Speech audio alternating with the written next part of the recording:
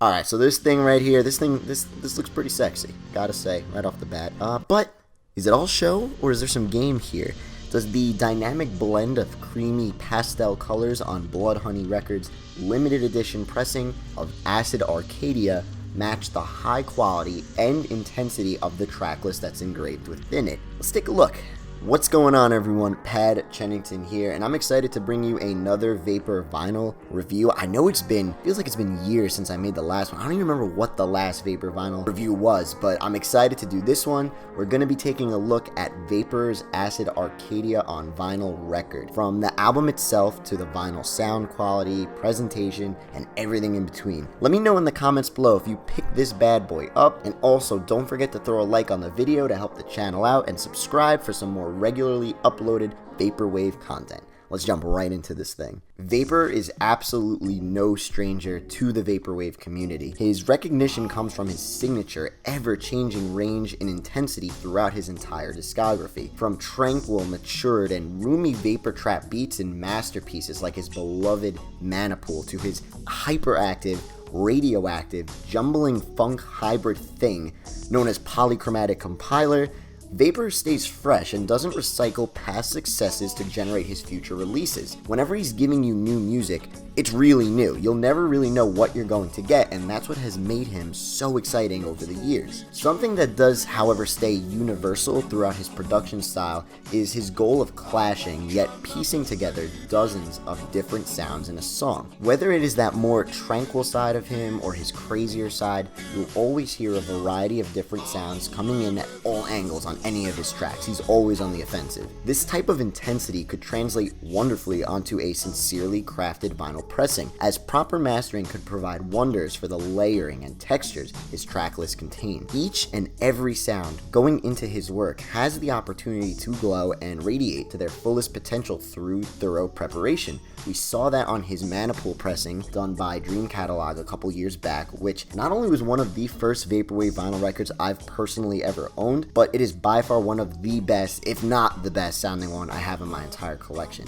So you can definitely say I was excited to purchase Acid Arcadia when it dropped. Acid Arcadia was released in March of 2016 under Plus 100 Records, Vaporror's record label, and it was a departure from Vaporror's nostalgic, calmer side at this time in his discography, and a lot of people really like that about the album. To say the album is energetic is an understatement, as Vaporror triple distills this relatively short in-length tracklist through a heavy dosage of musical caffeine. And even though it may be short, this Vaporwave fever dream is so crammed to the lid in sounds, textures, effects, and noises that its short runtime is way more than enough to give you that musical sugar rush you're craving. Acid Arcadia sounds like you found a failed prototype cartridge of a Kirby game for the N64 that never came to be, and everything is all glitched out and you're fighting this boss level of some creature that combines every single power-up Kirby could ever get ever.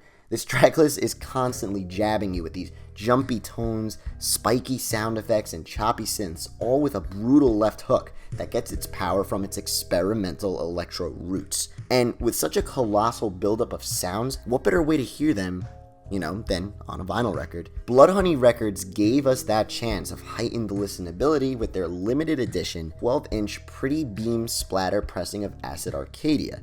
Released back in June of 2018, Blood Honey Records actually provided two variants of the pressing. There was a pink and blue split variant, as well as a lesser ran and extremely quick to sell out Pretty Beam splatter variant that you're seeing right here. Right off the bat, the colors on this record, as well as the oddity of the graphics on the inner stickers of the record, perfectly correlate to the wacky feelings perceived from the tracklist.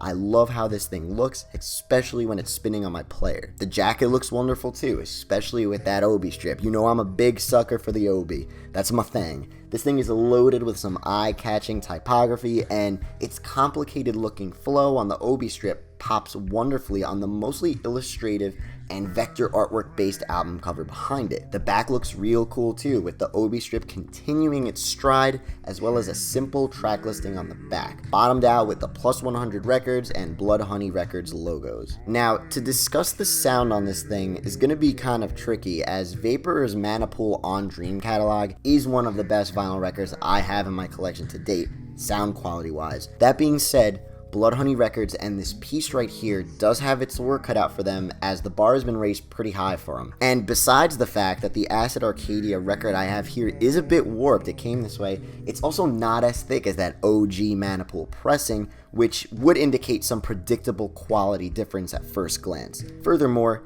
color pressings have been known to have a lesser quality and duration or lifetime than normal standard black pressings, but as we've seen with many other Vaporwave pressings, we really shouldn't judge a book by its cover, as previous releases such as like Cat System Corps here, for example, had the same exact concerns, but ended up working out great. It was a colored record, it was a bit thin, it was a bit warped, it also was like chipping at the edges of it. It was weird. I've never had that before when I bought a record, but in the end it provided such a warm and atmospheric listening experience to Corp's diverse and difficult track list to master for a vinyl pressing. And with Blood Honey's Acid Arcadia here, we seem to have a similar outcome. It does wobble a little bit on the table, but it does sound pretty high end. The sounds are not sandwiched too tightly together and have some space and dimension in between, providing the stomping grounds Vapor's experimental electro-funk hybrid deserves to prosper in. I do think this thing could have sounded great on like a 180-gram vinyl pressing, for example, as sometimes some of the sounds do get lost within one another and become kind of muddy, which if it was put onto a better, higher quality pressing and could have been avoided, this thing could have really sounded like a trip and a half. But all in all, it does get the job done in regards to how it sounds, and you will find yourself playing this quite a bit, as its complex, trippy trap beats always sound new and refreshing upon every listen. I think it would be really cool if we eventually saw some 180-gram Vaporror vinyl releases in the future, maybe as like a collector's box set or a limited edition box set or something like that with a bunch of his stuff. It would definitely be a cool way to retake the journey through Vaporror's enigmatic musical output in the best way we can. With Polychromatic Compiler on the way as well, Vaporror will have 3 serious album releases out on vinyl, and I'm really excited to see how those Polychromatic Compilers are gonna sound, as well as look, because the mock-ups for them look pretty damn insane. Much love, your boy, Pad Chennington.